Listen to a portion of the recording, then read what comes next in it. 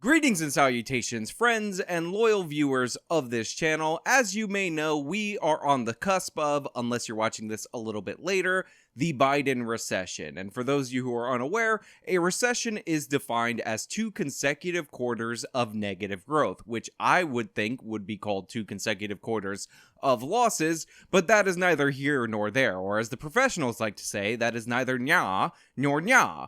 But here's the thing, I don't want you guys to panic. I don't want you to freak out. I don't want you to light your hair on fire. I don't want you to start storing all of your dirt under your mattress, because that is no way to save for the future, and that is no shield for the oncoming recession, or again, if you're watching this in the future, the recession that we're already in. In this video, I am going to break down for you the absolute bestest strategy of all time for how to survive a recession, and what's great about it is that it's actually going to be quite simple, and it really relies on you guys not panicking. But before we get into that, we have a sponsor for today's video. It's a collagen powder. Look at my skin, it's so beautiful. Look at my hair, it's amazing. We'll throw it over to them, then we'll come back over here, and then we'll talk about all the things that we need to talk about. Like it or not, our appearance has a big impact on our mental health. I'm sure you've heard the expression, if you look good, you feel good, and that could not be more true. This is why there's so many anti-aging products out there on the market. But the thing is, these don't really work because they don't address the root cause of aging. What you need is a good collagen supplement. With one of these, you could have better looking skin, better looking hair, and actually have better gut health. But you're not gonna run out to the store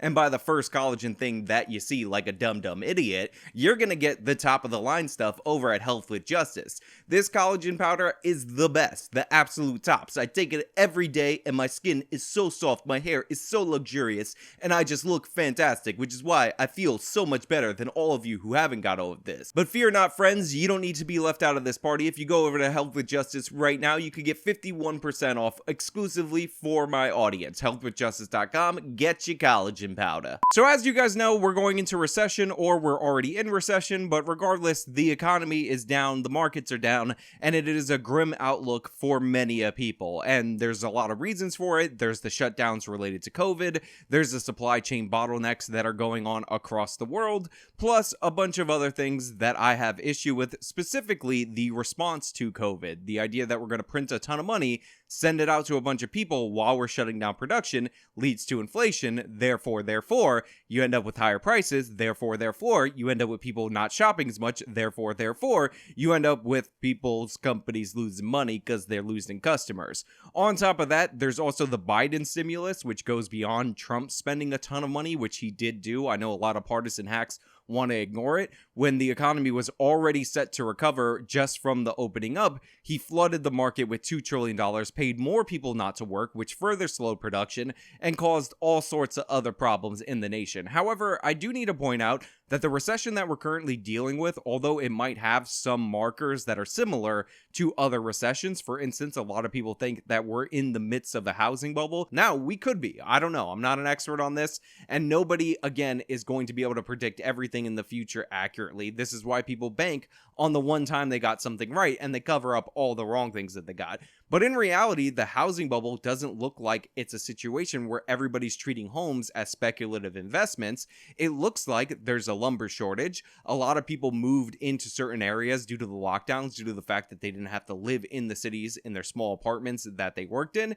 And due to that, there's supply crunches and you can't really build as much. So you think that a lot of this is going to go up for a time, but eventually the prices will stabilize because we still definitely need a lot of houses to be built in this country once the supplies come out. That doesn't necessarily lend itself to a crash. It does lend itself to maybe the spike is crazy due to the circumstances, but that does not a bubble make. Remember, the economy was going pretty decently for the most part, and then all of a sudden everything got shut down and things got crazy, and that's why we're seeing crazy pandemic shortages. That's why we're seeing absurd things that we've talked about on this channel before, like the price of used cars rising for the first time ever in history. So in these unusual times, you have to understand that there might be unusual remedies for the problems that we're dealing with, and you can't exactly forecast based on what happened in the '08 recession what's going to happen in this recession. You also can't do so with the Great Depression or anything like that. But there are some rules that you guys should know about. There are some things that you should follow that will help you going into the future and help you not lose everything and not panic and rest easy, even though we are technically going into recession. Now remember, I said it's 2 consecutive quarters of negative growth. A bear market is a 20% downturn in the stock market. We are experiencing both of those. That is not that unusual, but the severity of these things is what can cause a lot of damage to a lot of people. Remember, during the Great Recession, we lost something like 10% of the jobs in the United States of America. The housing bubble burst. Everybody was panicking. We were all in our bed sheets talking to Randy Marsh and wondering how he was going to lead us into the future. And then Obama got elected president. And according to the left, he saved everybody. But according to other people, it was a slow, tedious recovery, and a lot of people didn't personally recover from the economy. Now, the thing that you guys really need to know, and it's a message I want you to take away from this video, I want you to internalize it, is that things are going to be okay. It's not the end of the world. You don't need to sell all your assets and move into the woods.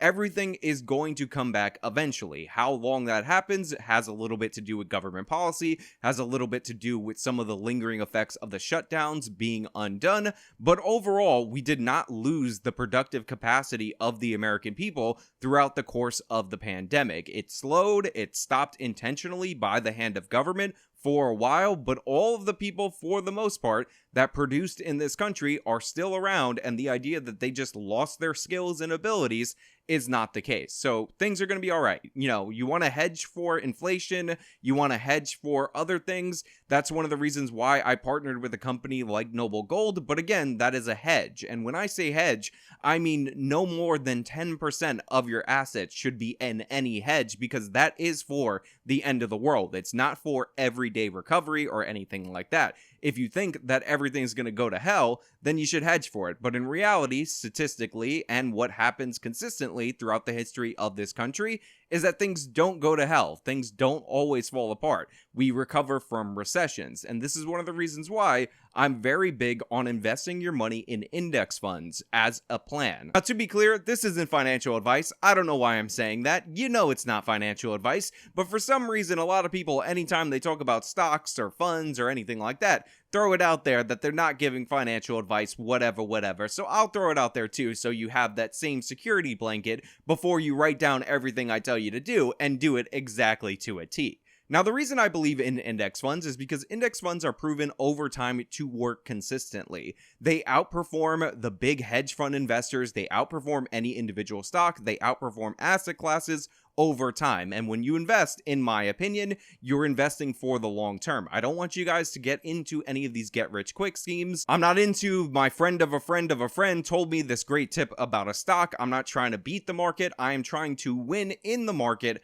over time with a consistently growing investment so compound interest can do its work. And if you look at the returns of index funds historically, they're around 8% per year. They're down now because everything in the market's down and these index funds track the market. But if you would have invested when they were down back in 2008 during the recession, even with the downturn we're experiencing now, you would still be up by nearly double your money. Just go watch any of the clips of the stock market at the time before the economy really went to hell during the Great Recession, and you'll see the Dow Jones Industrial Average was at about 16,000. Now it's about 30,000, which is down from its peak of around 36,000, meaning that if you would have bought even then at the 16,000 range before everything really went to hell, you would be at least up double your money with all the compound interest building up along the way, which would have made you significantly higher in terms of your money. Now, what do I mean by compound interest? Well, basically the way that investing works is when you invest, you get returns if your investments become more profitable.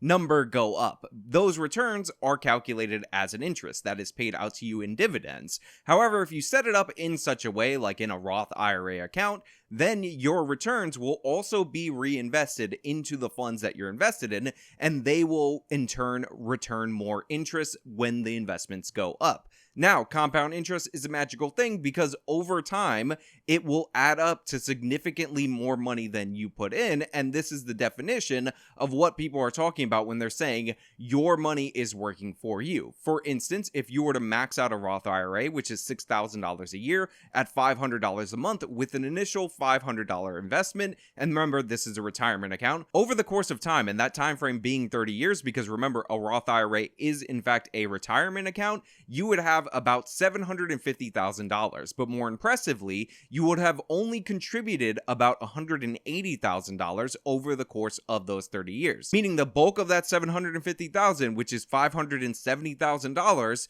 would just be the money that you earned putting your money consistently in the market. And consistently in the market is the absolute best strategy in terms of investing, because you're not going to time it. The market is all people in the economy functioning, all that's priced in. The best thing that you can do is ride the wave. This is why when the Dow Jones Industrial Average hit its year low, its 20% low, I actually bought into the market because I know over time it's going to go up. And therefore, if I have index funds that are pegged to the market more or less, whether they be S&P 500 index funds or total market index funds, that I'm going to make that money back in the future, even if the market goes lower. And if the market dips even lower, even though I have consistent investments into these funds, I will up it when I see that it bottoms out. Because the regret that a lot of people have during the Great Recession, when the economy or the market dropped about 40 to 50%, is that they didn't buy more. Because again, if you just look at the numbers and even look at where we are now and what we're worried about, you would be significantly up if you do so. And by the way,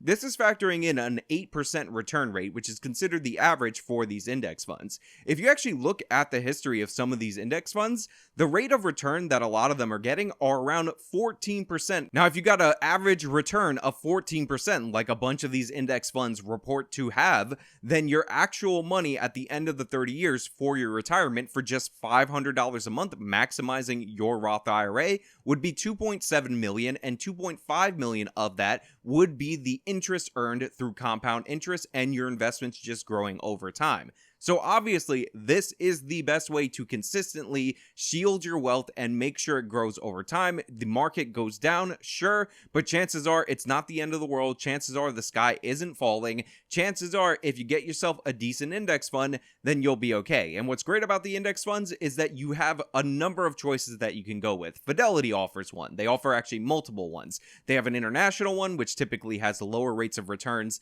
than the national. They have an S&P 500 one, and they have a national one. Charles Schwab has a similar slate of offerings, and Vanguard, which is basically one of the creators or the earliest creators of index funds, if you want to invest in them, also has them. If you look at them over time, they all perform very similarly from the time that they start, despite the fact that they have slightly different calculations in them. Now, I prefer the Schwab or the Fidelity one, and that's because the Fidelity actually has a bunch of zero fee index funds that you can invest in and low fee index ones, and the Schwab one has lower fees than the Vanguard. But if you're somebody who wants a brand name at the top of the top, the Vanguard fee is about 0.04%, which is higher than Schwab or Fidelity. But again, if you're feeling a little bit sketchy about putting your money in this, then that's something that you should consider. On top of that, I highly recommend that you only put in money into these accounts that you're not afraid to lose. You're putting it in a Roth IRA, meaning that you don't have access to it without penalties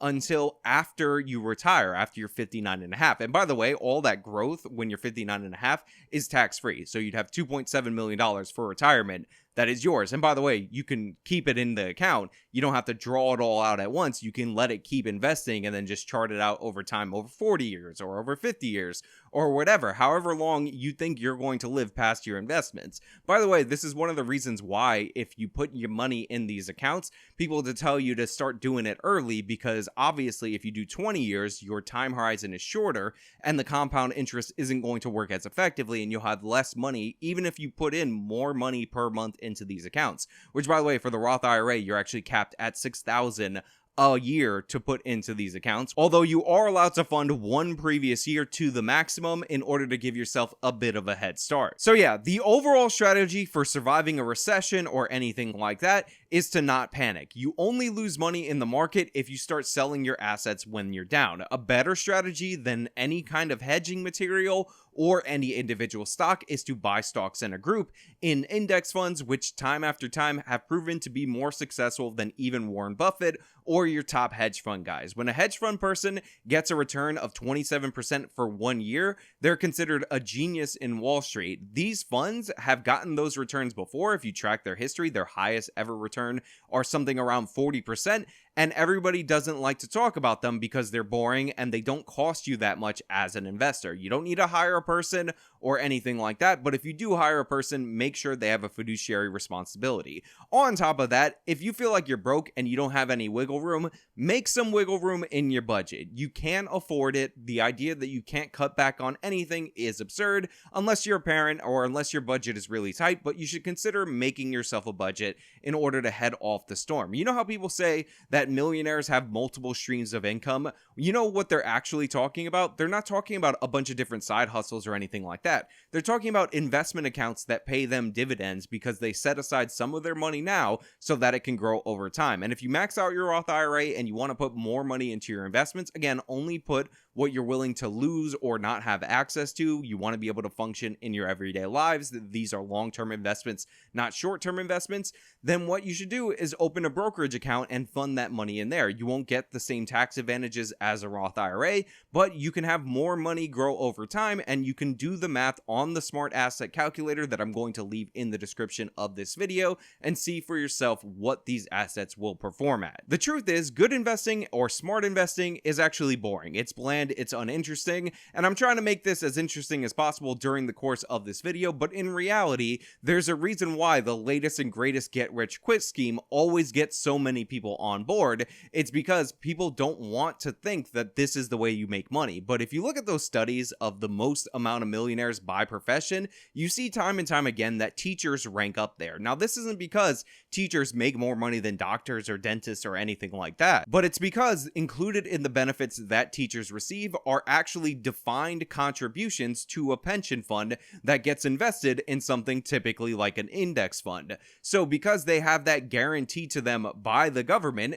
they are able over time to become millionaires. Remember, a millionaire just means you have a net worth of a millionaire. If you invest in the way that I showed you on the calculator over the course of time for 30 years, you will in fact become a millionaire 2 times over, almost 3 times over, but you're not living it up, spending $1 million a year, and you could never actually make $1 million a year to still attain that net worth. Look, I know for a fact that as the economy gets worse, the doom and gloom people are going to be out there in force. They're always going to be selling you on the thing that you need to hedge and the way you need to put your money and how all the stocks are going to go to zero and we're all going to be in Mad Max Fury Road just by the end of the month unless you give them money, subscribe to their channel, support them on Patreon. None of that is true. I do believe in hedging to a certain extent. That's why I have survival food and I partnered up with My Patriot Supply, even though they're not the sponsor of this video. I'll leave their link in the description because I do believe in having some kind of prep for a disaster. But just because I have survival food doesn't mean I don't go to the grocery store to get my regular food. You don't do everything as if it's a disaster.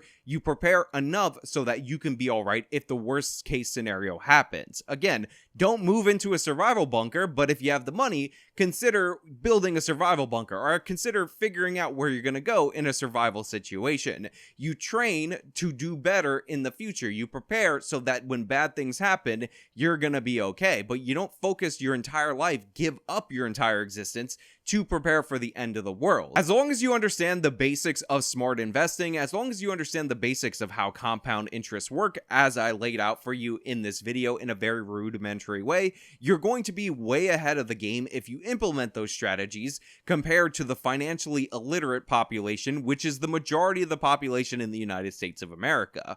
Just do the simple things. Again, it's not financial advice, but it is what I do with my money. I put 30% maximum, absolute maximum in the international index, and the rest I split between the S&P 500 index and the total market index. I do that with multiple companies, multiple index funds, however you want to slice it, but generally that's what I do, and I don't think in the future I'm going to be proven wrong. I think in the future, especially with my buy-ins when the economy or the market is getting low, I'm going to benefit greatly, and I think I'll be doing a lot better than if I went out into the woods methods and decided to collect rainwater and bury it for the oncoming water wars that are definitely going to happen. But hey, those are just my thoughts. Let me know your thoughts down in the comments below. And overall, I'm not trying to get you to throw all your money into one thing or another thing or anything like that, but I just want you to have some calm and understand that we're likely going to come back from this, and due to the unique circumstances of the current recession, we're likely going to come back in a much stronger and quicker way than anybody's expecting. Or honestly, it's going to be way different than anybody's expecting,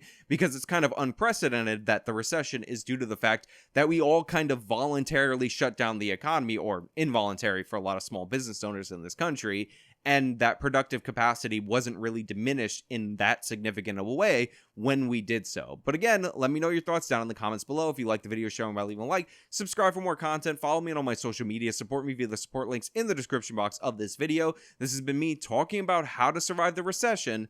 Till next time.